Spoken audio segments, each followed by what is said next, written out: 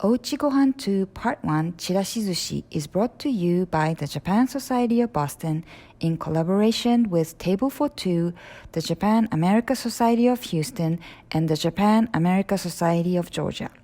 Our instructor, Deborah Samuels, leads the program content and curriculum development of Table for Two USA's Japanese-inspired food education program, Wa-Shokuiku. Hi, everybody. Thank you for coming. It was a gorgeous 75 degrees here yesterday in Boston. People were out in shorts and tank tops, and we got slapped today like we do in New England. It's gray and rainy, but that's okay. That's okay. We know that spring is coming, and we have cherry blossoms here today to prove it. It makes you feel like spring is really coming. I attended a program yesterday where we had beautiful cherry blossoms, so I was able to bring back a few for you today. So happy to see everybody again and to collaborate with all the Japan societies. This has been a wonderful experience for all of us, and I hope, and it's nice to see people coming back. Today we are going to be making Chirashizushi. And that is a beautiful Japanese dish. I like to call it a deconstructed maki roll, futomaki, because everything that you roll up in the maki is in this dish. You just don't need the technique of doing that. Plus, this is the kind of dish that is wonderful on a buffet table. I actually bring this whenever I'm asked to contribute to a buffet. This is what I bring because I feel like it has all of these wonderful flavors of Japan. So it's got these gorgeous Japanese flavors, and I mean delicious Japanese flavors, things that you can identify that use soy sauce, sugar, sake, in the different vegetables. Meide taberu, you eat with your eyes. It is absolutely gorgeous to look at. And it feeds a lot of people. So that's it's a favorite of mine to bring. I hope everybody has, it's also a dish where you can really do anything that you want with. It really means scattered vegetables over rice. And the rice is the vinegar sushi rice today. So I hope everybody's got their hot rice ready, because when you make sushi, you have to season it with while the rice is hot. It absorbs all of the seasonings much better at that time. Does anybody have any questions before we start about any of the ingredients or any of the anything all that you're using? Of course, this can be totally vegetarian. It can be totally vegan. Very often when we see Chirashizushi in sushi restaurants, it's usually the vinegared rice and the top has a magnificent array of sashimi on it. But that is not what we're going to be doing, today. The fish that we're going to be using is shrimp. All right, so for our new participants, I take a few minutes and show you a PowerPoint presentation. It's educational, kind of fun, lots of pictures of food, make you very hungry, kind of put the setting right to where we are, and then we'll get cooking. All right, so let me share my screen. Okay, very good. So this is our maiden voyage of our second part of Ouchigohan series, and we'll be doing Chirashizushi. As you can see, I use the Z here, Chirashizushi, which is the way the Japanese pronounce this dish. Sometimes you see it here as Chirashisushi, but this is the correct pronunciation. All right. Welcome from Table for Two, the Wa-Shokuiku program, Learn, Cook, Eat Japanese. And we are a program that teaches Japanese cuisine, culture, and nutrition. Initially, it was geared toward elementary school students, but we have found that it has a broad appeal. So we teach people from 3 to 73 and beyond, and hope that you like it. And so always with our programs, when we talk to children, we teach a little bit of Japanese and how people greet teachers when the teacher comes into the room, that everyone stands and says, "Sensei, konnichiwa." So this is part of our education process when we're talking to people who haven't experienced a Japanese food or culture before. So today we are doing Chirashizushi. It's kind of a harbinger of spring, and it is served usually for celebratory occasions. And we know that spring is coming because flowers are blooming and birds are chirping and it's getting warmer. There are lots of spring celebrations: Easter, Passover, Holi, and Songkran. And we like to also, when we talk to kids about and adults about Japanese holidays, we like to put it in a frame of reference that they can relate to. So this is a holiday, just like any of these in other cultures. Also in Japan, during spring, there are holidays that people look forward to every year. We have Dolls Day. We're past Dolls Day now. Hanami, Dolls Day. Hanami, which is flower viewing. The whole country goes crazy over cherry blossoms, watches them go from the south to the north, and they have grand parties under these cherry blossom trees, and it is a magnificent sight. And another very popular holiday is Children's Day. It used to be called Boys' Day, but that's in May. And a lot of these holidays are associated with particular kinds of food, just as we do here. Hinamatsuri, March 3rd, is the traditional display of these gorgeous dolls.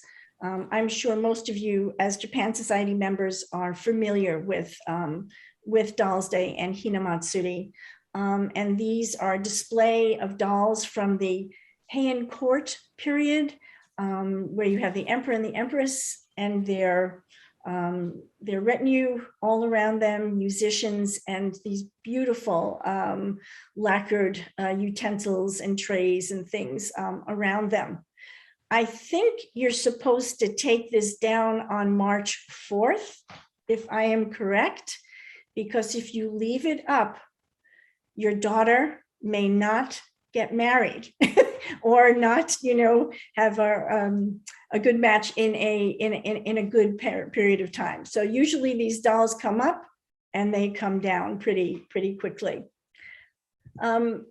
For Hinamatsuri, pink and white, red and white is often the colors that are used. They are celebratory colors. There are special foods that are eaten, sometimes sekihan, which is a red bean, azuki bean, and white rice. It's usually a sweet white rice. As you can see on the bottom here, there's beautiful arare, which are delicious rice crackers in lots of different colors. And then this is a type of chirashizushi that I was talking to you about before. That is the sushi rice on the bottom and the sashimi on the top. And so they're generally sort of gorgeous. There's no particular meaning, I think, for chirashi, just that it's a very beautiful display and used on special occasions. Hanami, flower viewing, national pastime in Japan. People have picnics under the cherry blossoms in the daytime, in the nighttime.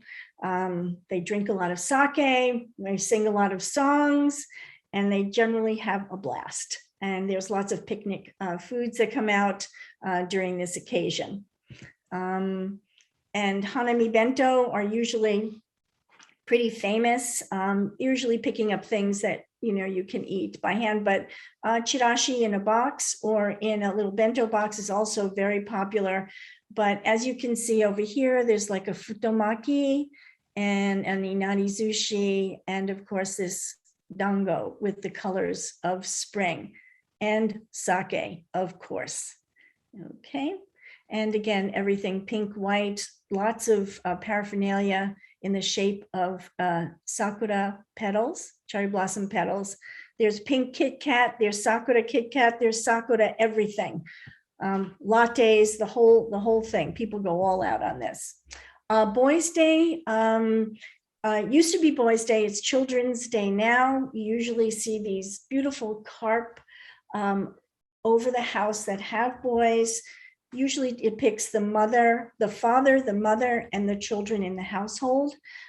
Carp is a symbol of strength. It's a fish that swims upstream and shows that it's got a lot of strength, and that is often depicted with that. When it was called Boys' Days, but they still use this. You see these beautiful displays of Japanese samurai helmets or the full samurai warrior themselves.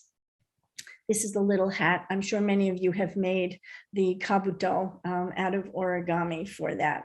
And again, like everything else, there are foods that are eaten on these days. Sometimes they have particular meaning. There's kashiwa mochi. It's made, and both of these have a sweet rice in them. The chimaki is wrapped tightly in a bamboo leaf. And this here is kashiwa mochi, and it's wrapped in an oak leaf. The symbolism of the kashiwa mochi is that the old wraps around the new. And so it's like before something can come up, this is the old people. It's kind of like a symbolism where the old is making way for the new, and that the old also strengthens the new. This is a type of mochi. It did originate in China, and as sort of a sweetened rice, and it is often eaten on this. And if somebody can help me find something, that would be great. So again, when we do things in the springtime, we're looking to eat seasonal foods. And why eat seasonal foods? They are very often things that are coming up just, at the right time. They're rich in flavor. They're much, if you can all remember that first bite of strawberry in June. Strawberries that you eat in January do not taste like the ones you can eat in June. They're higher in nutrients, they're all fresh and new, and they're in abundance. So things are a little bit less expensive. Spring vegetables in Japan, some of the most popular ones, sort of everybody knows, is a bamboo shoot. And these are edible, and they're eaten in many different kinds of form. There's warabi, which is like a fiddlehead fern. Naoko-san, do you recognize some of these other vegetables? This is like a fresh spring onion type of a vegetable here. Lettuce, green lettuce. Spring vegetables in the US, just to relate it, white and green asparagus, new potatoes, and delicious strawberries in the spring. So we're going to get cooking now. And today we are going to be making Chirashizushi. As I told you, it's scattered rice. Although you can see all these beautiful vegetables on the display on top, they are mixed in throughout the rice on the bottom. And so today, as we make each of these vegetables, you'll set a few of them aside so that we'll be able to decorate the top. And we'll also, of course, be making sakura petals out of strawberry. It's just a simple little cut to do, and I think it's just a nice little touch. One of the important elements of this dish is preparation. You really need to be organized, and then it goes very smoothly. And so, as you can see here, we have 5 different colors. This is kind of mirroring the importance of colors in Japanese cuisine. Red, white, black, yellow, and green. Black can be brown, but we will be also putting some seaweed shards on top. And so this makes for a very, not only beautiful, but healthful type of a dish, and very light. Okay, I think that's the last one for this. Food allergies, you're all cooking at home, so I just wanted to make sure that everybody is aware of what they're eating. All right, I'm going to stop this share. The first thing we're going to do is we're going to be making the toppings. The second thing we're going to be doing is seasoning the rice and then adding it to. You don't want to make the rice with the seasoning too early because it can dry out. So we're first going to do the toppings. I'm going to switch my camera and we'll be starting with the egg. All right. So let me share my other screen with you. All right. Here we go. So we are going to be making our 5 toppings here, and I have everything prepared. You should have everything pretty much cut up and ready to go. I will show you a few techniques on cutting, but we're going to start with this. I have my pan ready, a small frying pan. I am going to try to perform the feat of using one pot, one skillet. I am the worst messy cook around, and usually I use every single pot known to man in my kitchen. And today I am going to try and give my husband a break, who helps me with the dishes, and just use one pot and not get you all mad because your kitchen is a mess. So let's see if we can do this. All right, we're going to start with the egg first, which is the topping, which is shredded on top, and it's a slightly sweet egg, kind of like tamagoyaki. And I have 1 egg here, and I have 1 teaspoon of sugar. Okay, and it's going to be a ½ teaspoon of soy sauce. All right, let me just put this here. Those of you who know, who've taken my course before, already know you do not measure over the thing that you're going to be cooking, because for sure someone's going to make a mistake. So I always measure to the side, about a ½ teaspoon here. Okay, and then I will add it to this. And a little, just pinch of salt right in there. Okay, and then we're going to mix it up. I'm going to turn on my skillet to get it heated up. Sometimes I'm a little impatient, and for this you really don't want to burn it. You really want that beautiful yellow color if you can. So I'm doing medium low, and I'm just going to mix my egg. Okay.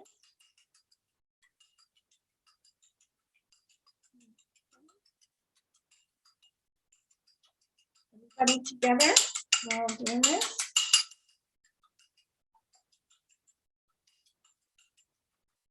And as much as you can, just mix it up, because you want to try and not have too much white in it. You want to see the yellow. This disturbing me here. All right. I now have 2 teaspoons of oil in my pan. Let me just get that up there on the side so that you can see. Oops, out the way. You know, you don't have to actually add soy sauce to this. It could make it a little bit yellow, but the soy sauce gives a little bit of flavor to it. Be a little bit more yellow if we didn't, but here we are anyway. And you want to make sure your pan is hot, but not overly so. And what we're doing here is we're making a single crepe, okay? Just one flat pancake as a crepe, all right? And we're going to be cooking it without, with just trying to get the bubbles to come up, and we'll see if we even need to flip it. And now, like this. Now you can see there's a fair amount of egg on the top here. I just move the edge over like this, and I let the egg come and go under the spot there. And I just kind of move it around like this. And as you can see, it's beginning to set. Okay. Some people scramble an egg and then we'll crumble it all along the top. There are so many different ways to do this. Okay, but this is about ready to flip. I'm going to just lower my heat a little bit. All right. And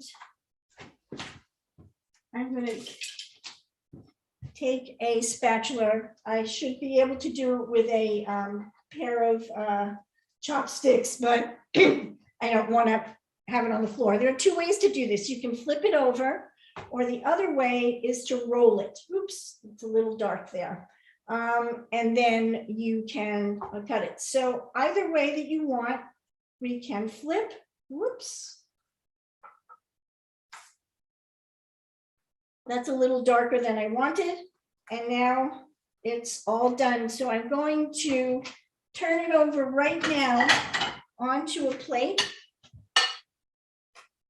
And that'll be my side that'll come up. Okay, you only need a second or two on the other side. All right. There we go. And that part is done. Oops. Okay, is everybody with me? Just set this aside. Okay. And clean up this spot here. And I'm also going to just wipe out the pot. See how this will go. Wipe out the pot, just let it cool down a minute. Okay. The next thing we're going to be doing is cooking our pea pods. Okay. And these just get blanched very quickly.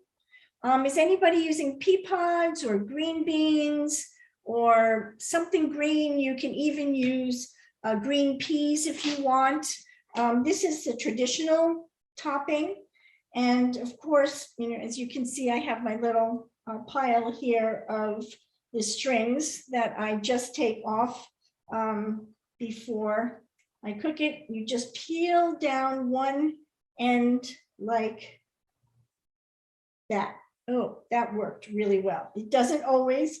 And then I do the other side too. Sometimes I get stuck somewhere in the middle there. But the point of doing that, again, is the person who's going to be eating, you don't want them to have a bad experience by getting a string with their pea pod. So you want a nice smooth experience, and so you will do that. If you're using string beans, that's fine. We're going to cook them whole first. Okay, so you just want to be ready and have all these prepared. Okay, pulling this down as best you can. That we'll trim them all afterwards later. Okay, so now into the pan, I'm going to put a cup of water. Okay, got a cup of water like that.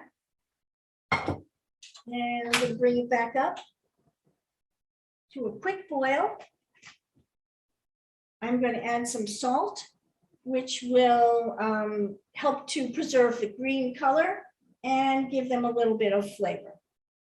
Okay, there you go. Following this is going to be the carrots. I am not going to change the water to cook the carrots because this, we're just cooking vegetables, and whatever little nutrition this has will be part of that. And we're just going to be pulling these vegetables out. Please have a bowl of cold water ready, because what we're going to do is once we cook the pea pods, we're going to take them out, put them in a bowl of cold water, to stop the cooking and maintain the green color. Okay? So if everybody's with me. My water is starting to boil. And what we're doing now, I'm just going to lower the heat. I drove it up just to get the water going. Is we're going to blanch these. And it takes, under a minute to do. And just going to put them in. Whoops. Yes. And as you can see, they're starting to turn bright green. They don't need a lot of cooking, but you don't want them to be raw either. Okay. Go. And I will take them out, give them just another 30 seconds. Everybody can see that.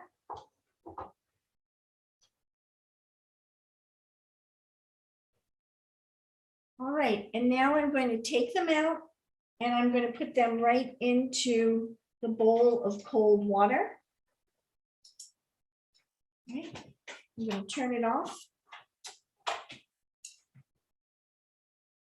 And right in the cold water.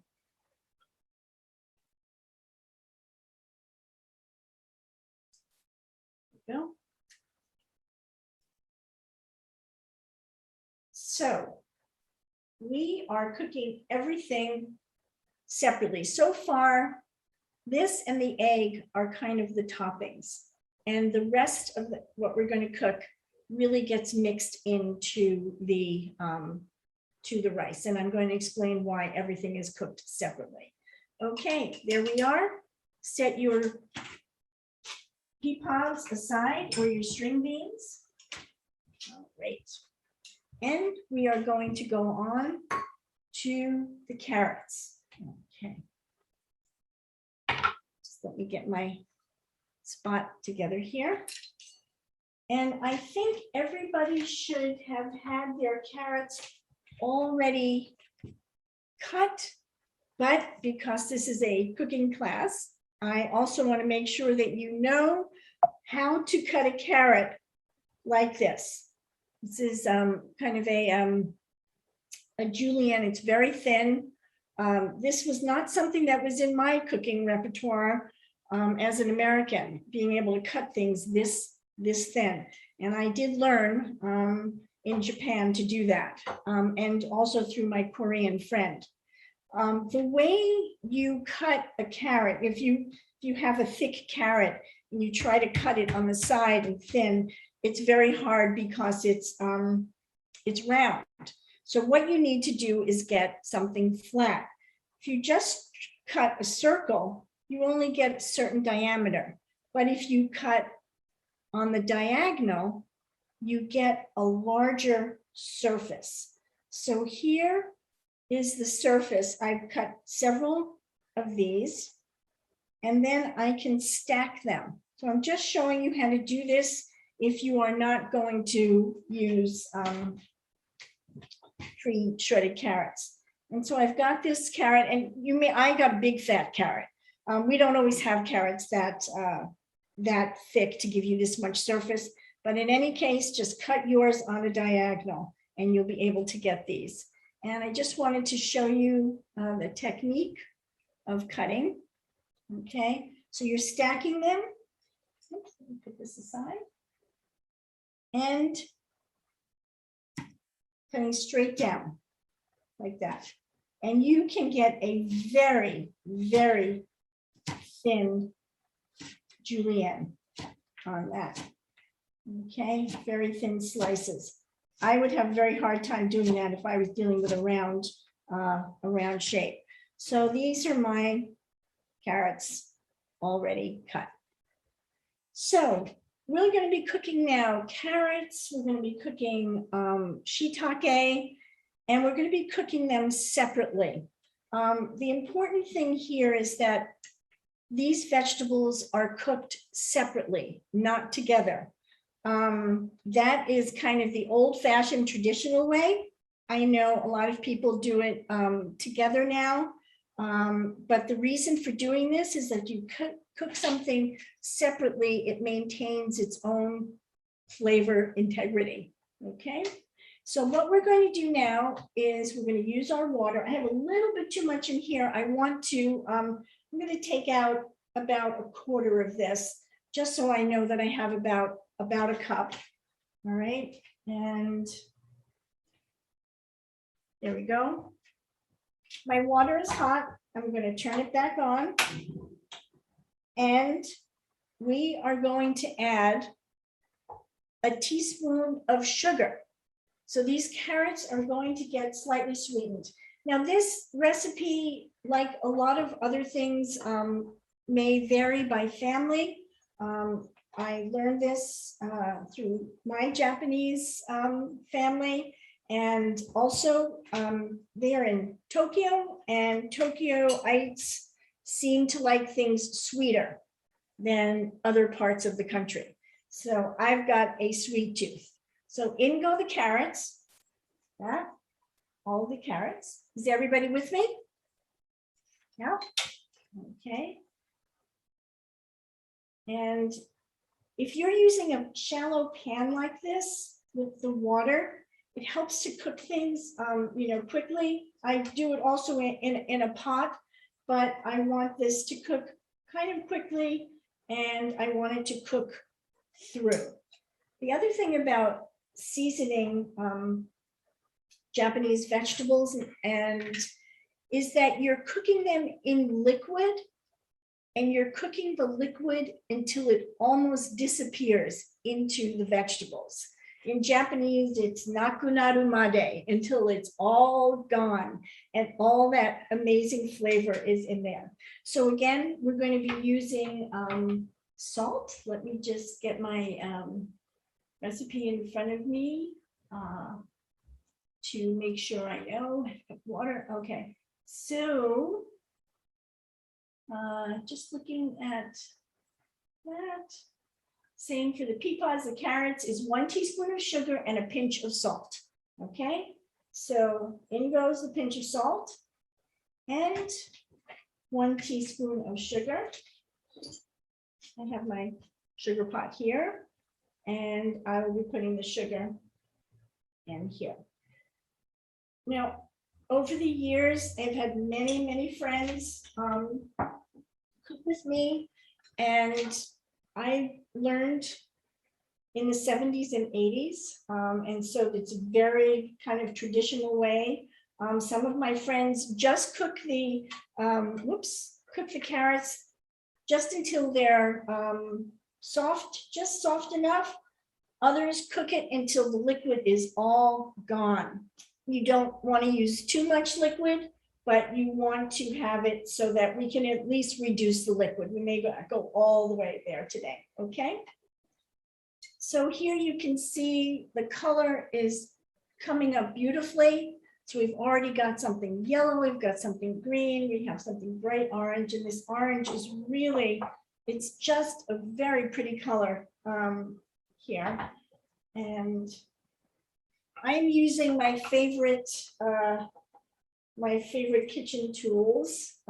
These are cooking chopsticks. And as you can see, it keeps my hand way above the flame. So it's very helpful in cooking and not getting burnt. So here you want to start getting a plate together, because you're going to be putting all of your items on a plate. While this is cooking, you can get your pea pods, put your pea pods on the plate. So you want everything to be ready, all right? And you're building your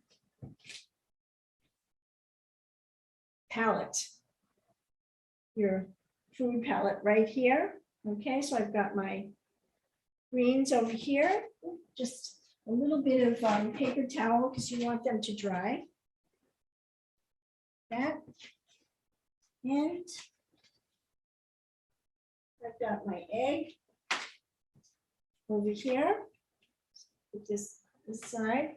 That is not as beautiful as I want it to be. I may do that one again.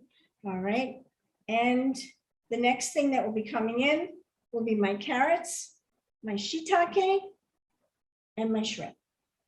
All right. So let's see how the carrots are doing. Mine are beginning to, the water is beginning to evaporate. If your water is almost gone, you don't want to burn it. Turn it off. You can turn it off. If your water is almost gone, you don't want to burn, okay?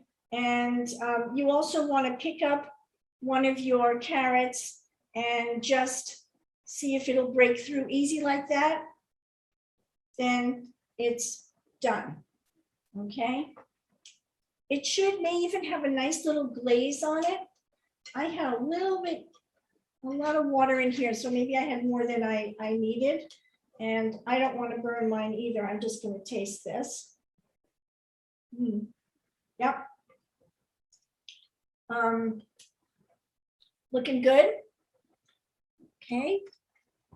And so now we've managed 3 items in one pot. I'm pleased with myself here. Okay. And it kind of gets a little syrupy too. So that is fine, more flavor. I'm just going to turn this off, even though there's a little bit left there, because I don't want to take up too much time, and I know that this is cooked. So I'm now going to put these on here. Okay, you've got this beautiful plate. You can strain this through into a strainer if you want. That would be a little bit neater than what I'm doing. We are going to use this pan again. And so you'll probably have to wipe it out from, yes, because we're going to be cooking the mushrooms next, okay? If you cooked the mushrooms, well, you can't cook the mushrooms and the carrots together because the method is different. But there we are. Okay, so that's done, and I'm just going to wipe out my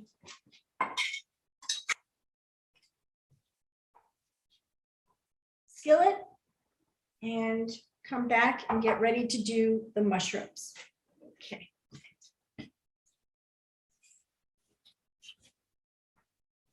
All right. I'm going to now get the mushrooms here. So I've got fresh shiitake mushrooms.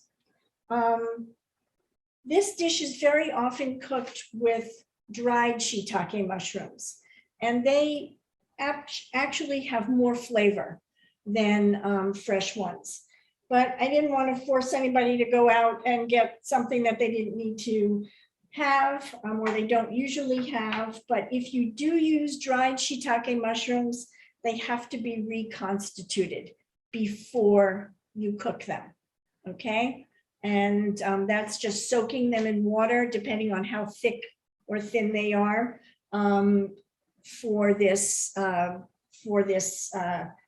dish, or for any dish. You have to cook them first. You can't just throw them into, they have to be reconstituted, and they usually take anywhere from 30 minutes to an hour, depending on the thickness and the quality. If you have, here we're looking also for brown color. And what we'll be doing is we're going to be adding the flavors here of sugar and salt. And let me just double check here. I don't think, I also made it simple because sometimes you use mirin, but here we use a little bit simpler. So what we're going to do is a little bit different than the directions there. We're going to start, because these are fresh mushrooms, I'm going to turn on the stove, okay, to a medium heat. And I'm just going to add just a little bit of oil, just to get them started, okay? We're going to be adding water, sugar, and soy sauce. So have all of those items ready, all right? And let me get oil. We are going to add 2 teaspoons of soy sauce. It's actually 2 teaspoons of sugar. That's the me Tokyo person calling. I'd probably add a tablespoon of sugar if you let me. So here we go. I'm going to put some of the mushrooms right into the pan. Just very briefly, I forgot to do this mushroom. I'm going to just slice this up.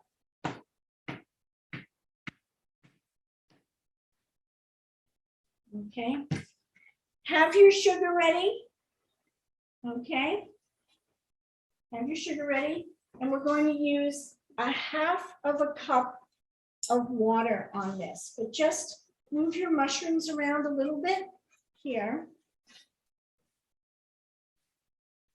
Okay. Soy sauce is going in last, okay, when these are almost all done. All right. In goes my 1/2 cup of water.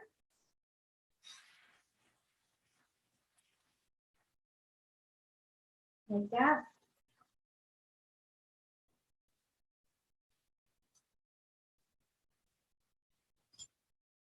Okay. And now we're going to use 2 teaspoons. If you're not a sweet tooth person, just use 1. Let's see. Let me see how 1 looks. Oh, I definitely want 2. I'm going to put in 2 teaspoons of sugar right on top of the mushrooms. Okay. So you can see how everything is getting seasoned directly. And we're just going to cook these through this. And again, concept naku naru made until the water is all gone and the mushrooms are cooked. You don't eat these raw. Okay, so can everybody see how that's going? Right. This.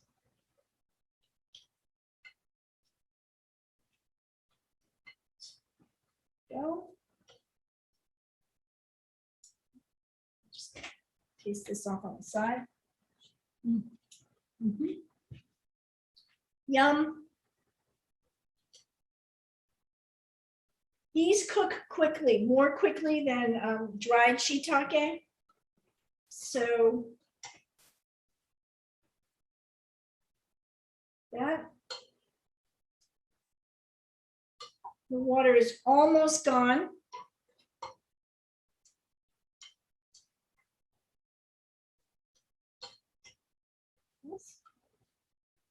Okay. And then you're going to take your soy sauce.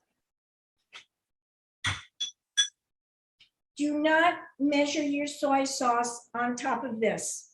Measure it on the side over here. So, and it's okay if you put it in your sugar spoon. 1, 2. And now you're going to start smelling that very reminiscent, very evocative smell of Japanese home cooking. Soy sauce and sugar. And it's a fabulous combination here. Okay.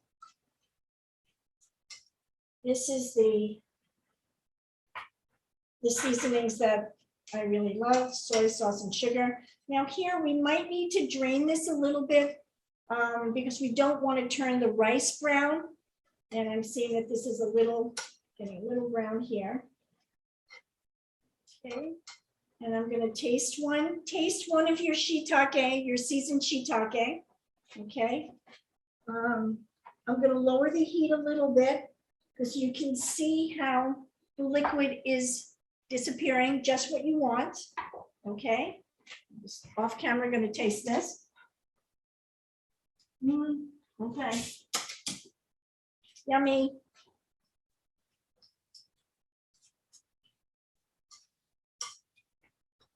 I'm going to drive up the heat just a little bit more to try and evaporate the liquid as much as I can.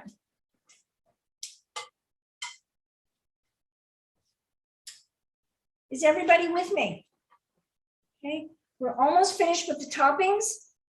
And then we'll be getting to the seasoning of the rice and putting our wonderful dish together. Okay, look at that. That is nakunaru made, no more liquid. Okay, very good. That's done. And now I'm going to put that on my plate with the other items. Here.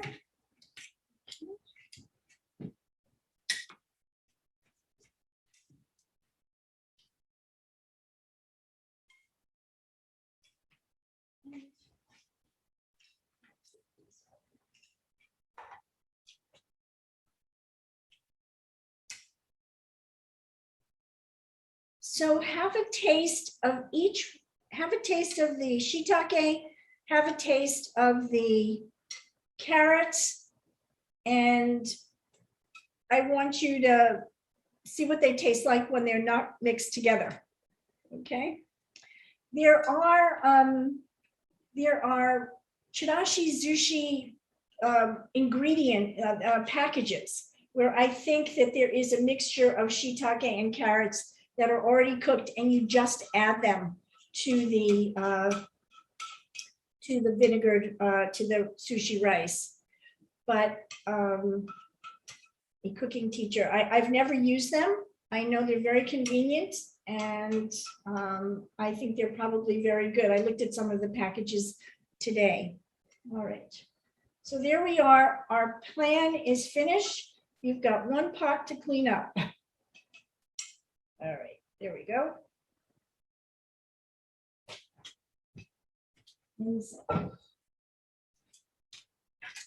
Has everybody cooked their shrimp or salmon? And I am now going to remove this because I'm not going to be using it to cook anything anymore. And just get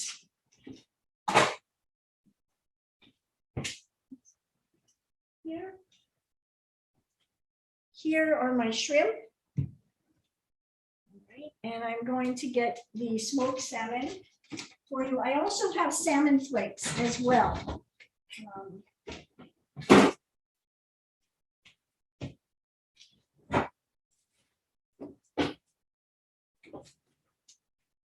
But I'm going to start off with the shrimp. So now we have the shrimp. I cooked them earlier. I'm going to look for my prettiest shrimp for the top. I got 1, 2, I think I'll take like 3, 4, 5, maybe 6 shrimp for the top, like that. All right.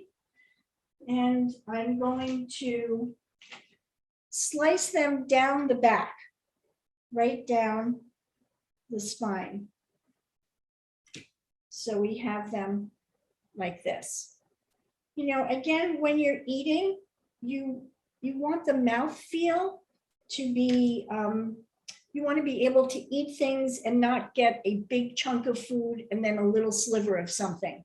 So generally you find that foods in Asian cuisine are cut so that they cook at the same level, or that you, and particularly in Japanese cuisine, that the mouthfeel is really the same as the other, the same width as the other ingredients.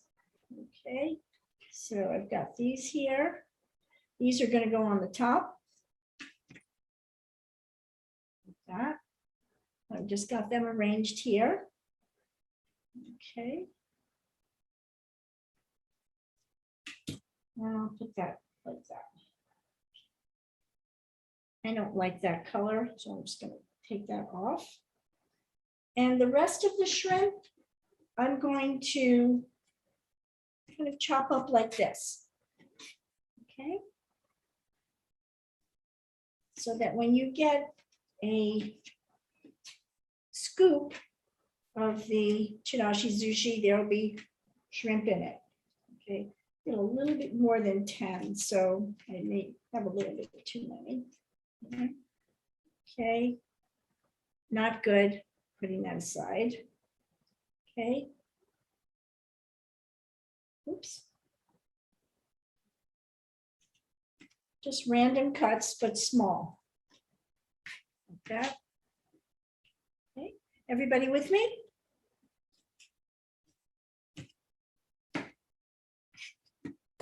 And I'm going to set these here. And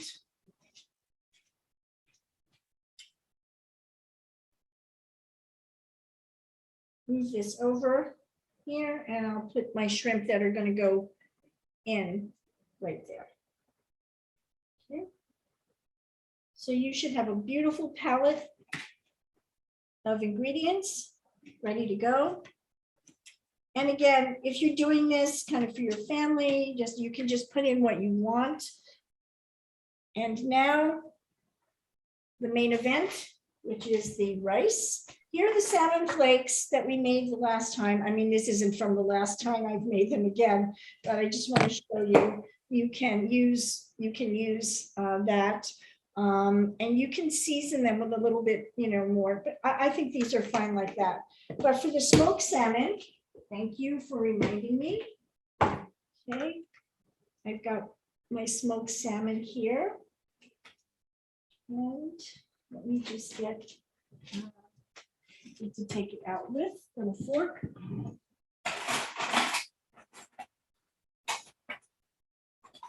Oops. There we go. And you want to take a slice like that. Okay. And I think you're probably okay with 2 or 3 slices. And again, you can put them one on top of the other. And let's think about the shape that we have here. Things tend to be in strips. Okay, we can either make a strip. These are not in strips, or we can cut them into small, not quite small dice, because it would really disappear. So you want to go down first, that here, like that.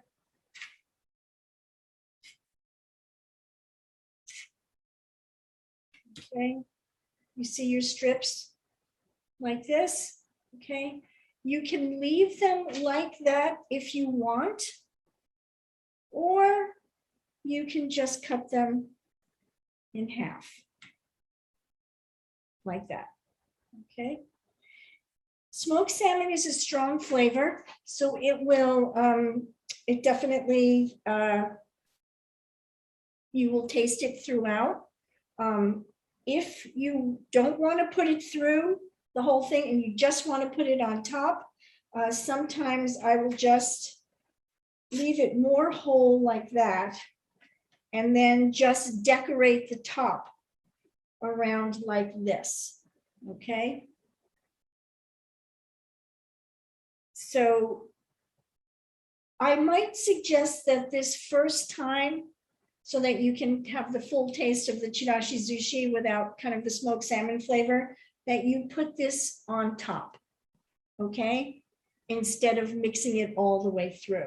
So let's do that for the people who are using the smoked salmon. You want pieces about that size and going on the top, or of course these can be scattered across the top. But I think it would be better to do this rather than putting it all through. Okay. So let me put this off on the side here. And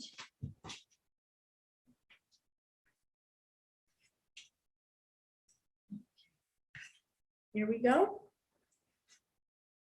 Okay, is everybody's rice hot? Let me just wash my hands so that I can not have everything taste like smoked salmon. So let me put that over here. So the first thing we're going to be doing is we're going to be making the sushi the sushi vinegar. Okay. And we've got rice vinegar. I'm not using seasoned rice vinegar. We're making our own Sushizu, our own dressing. Of course, you can buy the seasoned rice vinegar. That's absolutely fine, but in a cooking class, I have to teach you how to do it by yourself. So here we are. We're going to be using 5 tablespoons of rice vinegar, 3 tablespoons of sugar, and I think it is a half a teaspoon of salt. Let's see. Okay, so a lot of times people will mix this and then put it in the microwave and just to let the crystals dissolve quickly. I think I'm just going to mix them together here, so we'll be all set with that. So again, 5 tablespoons of vinegar, and you are going to measure that not over here, here. So 5 tablespoons of vinegar, 1, 2, 3, 4, 5, okay, and 3 tablespoons of sugar, which I have already measured myself over here. I'm just going to put that in. Okay. Mix it up.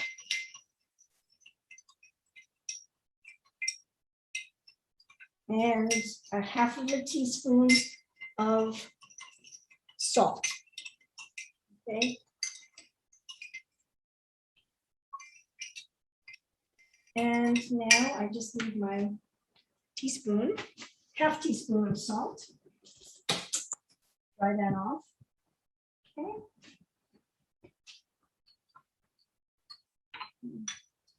Here's my salt container here.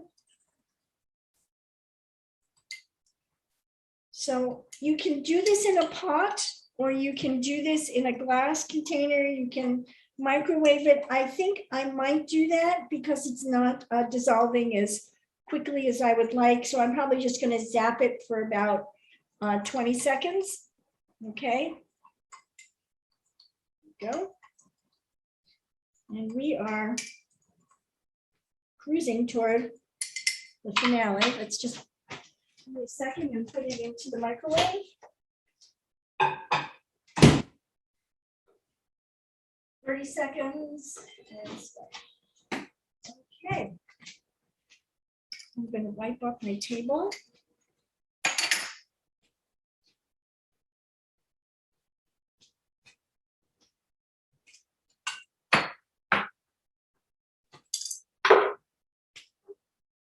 I am going to use my sushi bako, my wooden tub. You do not, of course, need this. You can use a big plain bowl, glass bowl. You can use a salad bowl, a wooden salad bowl. I'm just going to try to raise this a little bit. All right. But this is the traditional wood made of cedar and a copper binding. And one of the advantages of the bowl is that it absorbs the heat. It helps things season really well, and you can serve in this. So, but you can use a bowl right now. If it's not going to be your final thing, it's not a problem. But you need some sort of a bowl to mix the rice in, and again, it can be glass, it can be metal. All right, put that in here. Okay. Yeah. So you can see that the sushi vinegar is clear. Now, tiny little bit of grains on the bottom. Just because we made this amount of vinegar, ooh, that's strong. And everybody can give it a taste. just taste what you're going to put in before you mix it up. I like everybody to just have a sense of that. Again, for some people, this is on the sweet side. I like sweet things. I like sweet flavors with my Japanese seasonings. Because I'm using wood, and even in any bowl or plate that you're using, you just want to take a little bit of the sushizu and put it in the bottom like that. Just a little bit. And just mix it around with your hand. Helps things not to stick, okay? Now, I told you all to have 3 cups of rice ready. We have a lot of ingredients. If anybody made more, that's fine, because this is really not scientific at this point. But we're going to start off with the 3 cups of rice, and then you'll show me what you have, okay? So I'm going to take my rice, my hot rice, from my rice cooker. Just show you where I'm doing this from. I'm going to bring my hangiri over.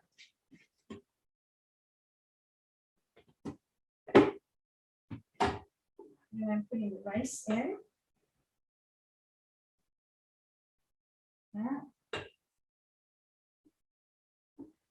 About 3 cups of rice.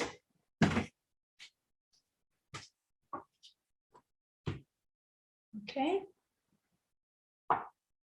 This is a little big for just 3 cups, but everybody find a magazine or a fan or something like that that you're going to need to cool down the rice. Okay. I'm just going to get mine. I forgot to put it out. Let me just get that. And now we are going to add our sushizu. So here we go. We have this. I think I might, this is such a big tub. I'm going to add a little bit more rice. And you don't fan the rice until you start adding the vinegar. All right, let me get this here. There we go. And now what you're going to do is tablespoon by tablespoon. Do not pour, okay? Tablespoon by tablespoon, you're just going to season the rice like this. Start out with 3 tablespoons all around. Sometimes I see people drip it over the back of their rice paddles. It evenly distributes, okay? And now we're going to start to fold in the sushi vinegar to the rice like this. You're slashing, you are not mixing, and you're not pressing it down. You're folding like that. And you're going to start to see the rice grains become very shiny. Perfect. I'm not sure if you can see that shiny, this is really kind of a nice shiny gloss to it. And that's exactly what you want. Okay. And while you're doing this, it really helps to have a friend. You're trying to cool down the rice and season it kind of at the same time. You don't have to do all of this. I've seen people, you know, add everything and then try to fan the rice down like that. Okay, there we go. At this point, you want to taste your rice. Okay, you want to taste your rice to see if you have the right flavor for you. Okay, if you feel like you want it to be a little bit more flavorful, you're going to add more of the sushi vinegar, the sushizu. If you think it's enough, then stop. Okay, I want more, so I'm adding a little bit more by the tablespoonful. You can always add, but you can't take away. You could add more rice, but, and so I think that'll probably be enough. Here.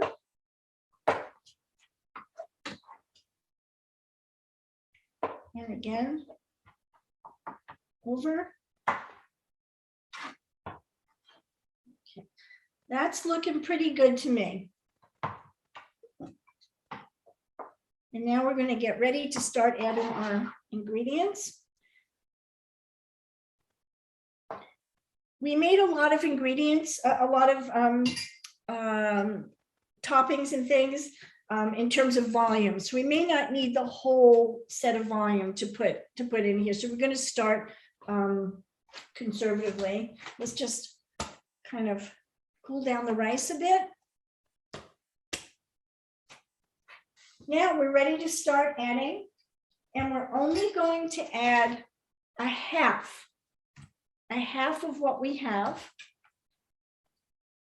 made so far. So let's take some of your shiitake and add that.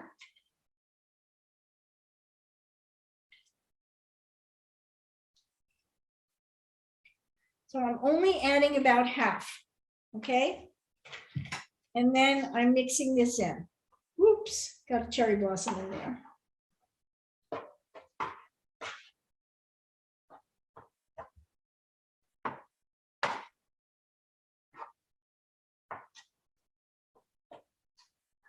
Okay. You can always add more. Okay, for right now, I'm going to leave this. I think I can use more, but I'm going to just go on to the next one, and then I'll add more at the end if I feel like we could use it. The next thing that goes in are the carrots, half of the carrots. See how pretty that is? Okay. And mix these in all the way through.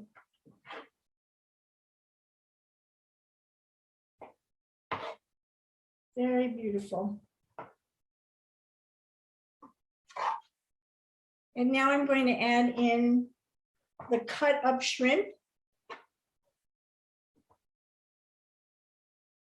Okay. And half of that is going to go in.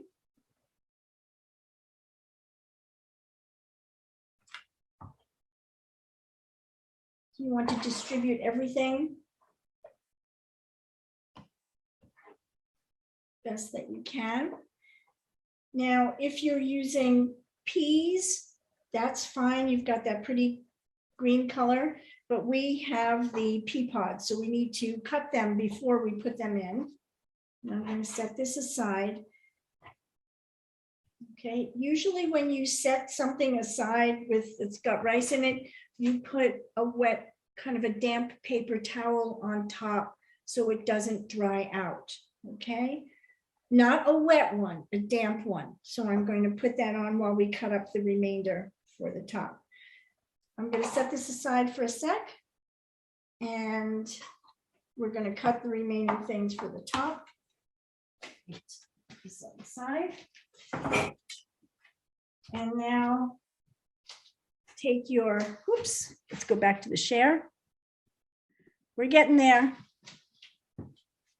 You can prepare a lot of this ahead of time and then mix it up just before you serve it.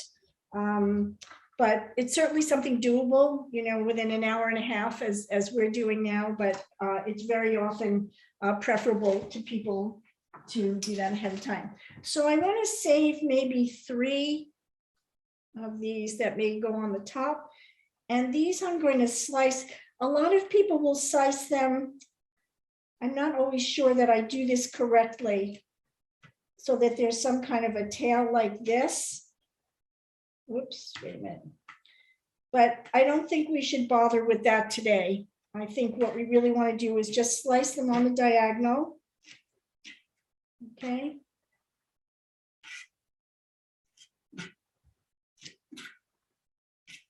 Like that. so that they get mixed in nicely. And again, we're going to hold off 3 for the top. Okay.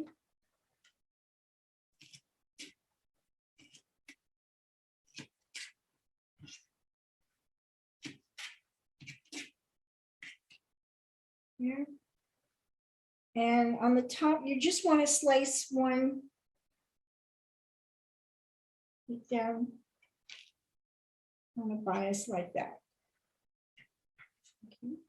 Sometimes people will also cut it so that there are strips like this.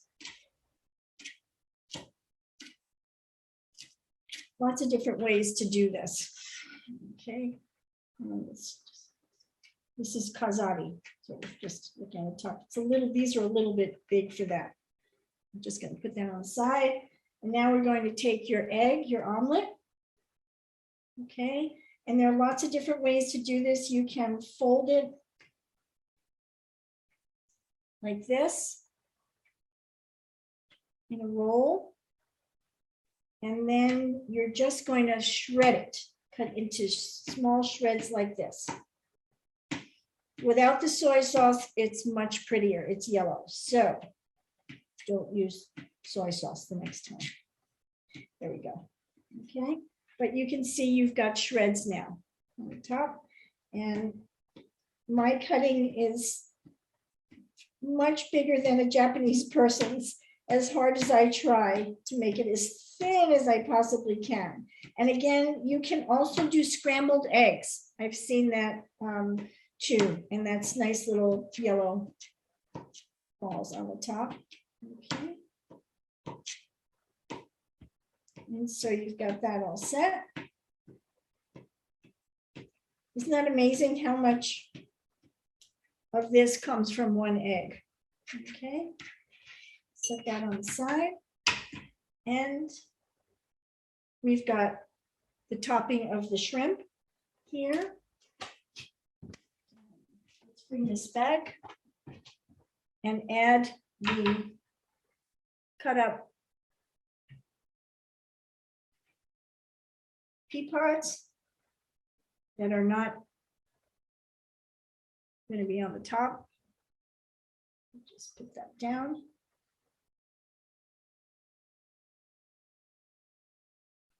And then you're going to fold that in.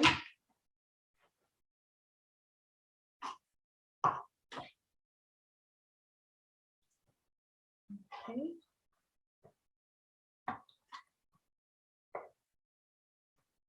Now, if you look at yours and you feel like it, oh, I think I could use a few more carrots, or there's not enough, mushrooms in here, but actually we're going to be putting those things on the top. So you will get more, but if you would like to put a little bit more in, it looks sparse, this would be the time to do it. Okay. Okay. Just going to put that up here. And I'm going to get out a plate, a shallow plate, and we are going to finish this. That's a little bit large for the amount that I have. So I'm going to use a black bowl. I may not put the whole thing in now, but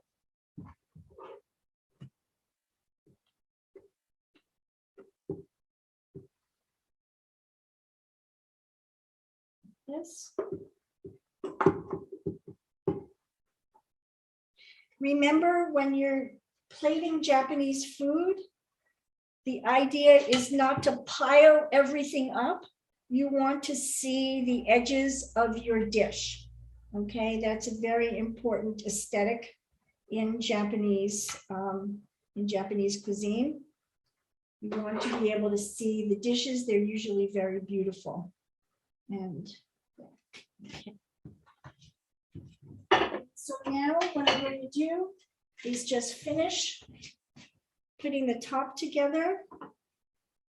Like this, we've got our shrimp And I wanted to show you these very unique chopsticks. You can see how thin the point is here.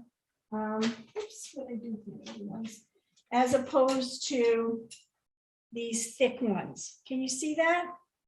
So these are chopsticks that you use to garnish things with. This, and just easier to just kind of pick and place that around. I just wanted to show it to you. You certainly don't need them to do that, but it just helps you to kind of place things in a more deliberate manner. So you just want to place some of the shiitake around the top, some extra carrots so that everything is very visible.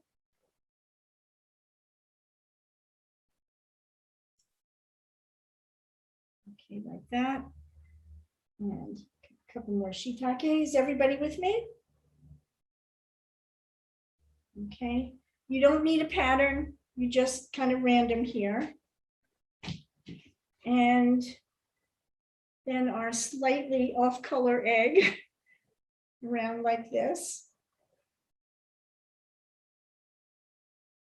Okay. Just because you have it doesn't mean you need to use the whole thing. Okay. Just pull this back a little bit. Okay. And now the final, it would be your shrimp. Oh, almost final. Just place the shrimp around. And what you're doing by placing these garnishes on the top is you're informing the guest of what's underneath. Okay, that what they can expect. Oops. Okay.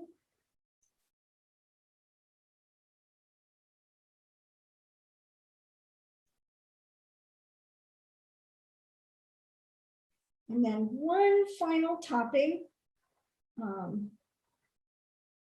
that I use would be the nori. And you get your sheet of nori, this. Okay. This is Japanese nori, so it doesn't have any particular flavor. I guess you could use, the seaweed that you find in the little packets, which is more Korean seaweed, but it'll add a definite flavor to that. I took this out a little early, so it's a little bit, it's not as crisp as I wanted to. But I like to take it, fold it in half, and then fold it in half again, like this. Ooh, that is way too not crispy. I'm getting myself another sheet. I'll be right back. All right. I was trying to be very prepared. If you're using smoked salmon, thank you. You just set the salmon right around the top like this. Okay. Set the salmon on top, around. Okay. Thank you for reminding me of that. Oops. Problem with using your fingers with that is that now everything's going to taste like smoked salmon. So let me just wash my hands. And for the nori, we're going to just fold it, and then cut it into shreds. That's better. Oops, my hands are just too wet right now. Okay.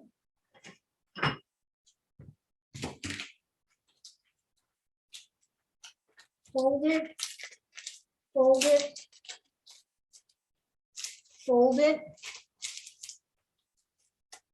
Okay, and then you're just going to very, very thin pieces, little shards. Just think of it as shards. Don't have to do this, not necessary, but another little extra briny flavor and decoration. How's that? Okay. I put together a little bit of garnish with using my cherry blossom Yukigata cutter. And this is my cherry blossom cutter. You can see the 5 petals with the indentation here. And I have daikon that I cut and red beets. And when I cut the beets, I did this, left it thick just so I could show you that I am going to slice these down. Whoops, not with a dirty knife.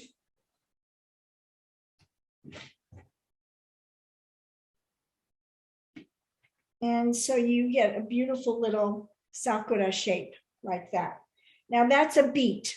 That will stain this, but I'm just going to put it on there to show you as an extra little hazari and a little daikon. Generally, all garnishes are edible. Okay. Just put it around. I wanted to stain the daikon red with the beet water, but it turned orange, so I didn't do it. So I'm just going to put these around so you can see that. Okay, I think we are complete with this. And I will show you also, as we were talking about the season. So here's mine already there. And you serve these in smallish plates or bowls or, or something. You just, not in a giant large plate. And as you know, you wouldn't put this on a big plate and salad and all sorts of things. Everything is done separately. So because it's cherry blossom season, I wanted to show you bento box, and then we're going to cut the strawberries. And the bento box has a very pretty furoshiki that is got sakura on it. And I don't get to do this very often, so bear with me, guys. This is my sakura bento. This is my wooden sakura bento like that. And so what I might do, is to turn this upside down, and then I would add my chirashi to this for lunch. Okay, this can be your Chirashizushi bento. I only get to do this once a year. Thank you very much for indulging me, everybody. Here we go. And of course, a cute little decoration on top would be very sweet. For that, anybody who gets that bento is a very happy camper. And I either put the rice all the way for the top, and then the bottom of the bento would have, the bottom of the bento box would have a variety of different things. Oh, I forgot to put these slivers on the top here, but here we go, a little bit big. Okay, and a couple of shrimp on top. No raw fish in a bento box, dangerous. Okay, and then you can add a little bit of egg on top. Okay, so that is my sakura bento, and this is the furoshiki that I would use during this time. And look at that, it's reversible. Isn't that cool? Who else thinks of these things, really? Okay, and then folding up the box and wrapping it, etc. Okay, so we are now just about done. So here are our little sakura petals made from strawberries. All right. And I'll just show you how to cut one. This is not a garnish for the top of the rice dish. It's just something for the side. Okay, so you've got your strawberry like that. And really what we're going to be doing is cutting a deep V. And for this, I like to use a little paring knife. I'll just show you. This is a nakiri, which is a vegetable cutting knife. This other one, I can't, this is sort of your standard one. This is specifically for vegetables. And I think this might, I don't even know where somebody gave me as a gift. It's very heavy for me. So the way I choose knives is if they fit in my hand and they're light enough. I have very small hands and this is very heavy. So I prefer lighter knife. Okay, so what we're going to do is just take off the top part very carefully. Take off the hull, that so we can see what we're doing. Okay, and then we're going to cut a V, kind of at the top here. Watch me before you do it.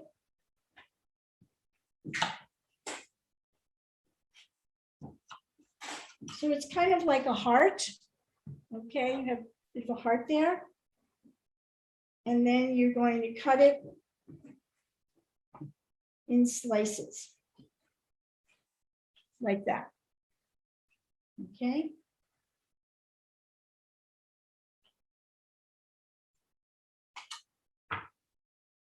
Petals, cherry blossom petals.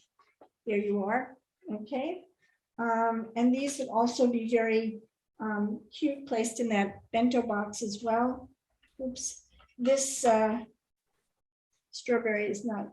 This is a very large strawberry to do that with. This is nice. That's a nice strawberry. Okay, put it here.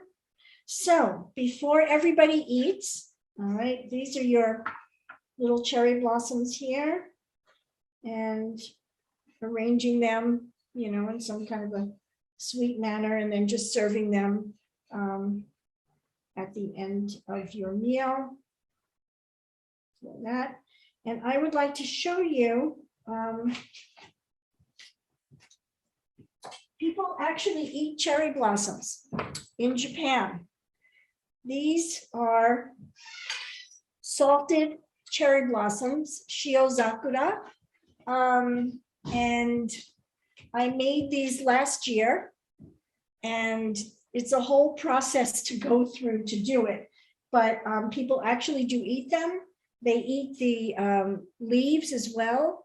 The leaves can be salted and wrapped around mochi, sakura mochi. And what people do with this is they will make maybe onigiri, little, onigiri ball, and add a cherry blossom to it. It's got a very delicious flavor. And I also use the salt. I've made cookies, delicious shortbread cookies, and put this on the sweetness of the butter, and I will add a little bit of this salt. It is so flavorful. So when I make onigiri, sometimes I will just dot the salt around it. It's very, very yummy. Another way that, let me just put this aside, that cherry blossoms are enjoyed during the season is in a cup of tea. Okay, you'll very often see people serve tea with this. Not everybody makes, you don't have to make your own cherry blossoms. You can buy them. They're very expensive. And they're usually a lot pinker than the ones that I'm showing you here.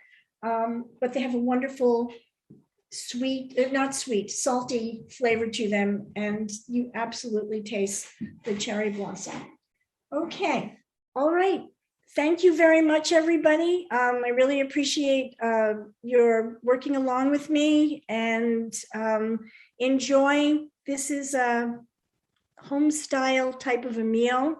If you want to pump it up, get some slices of sashimi and put it along the top, or the ikura, the eggs, the salmon eggs, but that to be consumed as as soon as you make it. Don't put anything hot, no sushi, no raw fish on top of hot rice. Big no-no. Okay.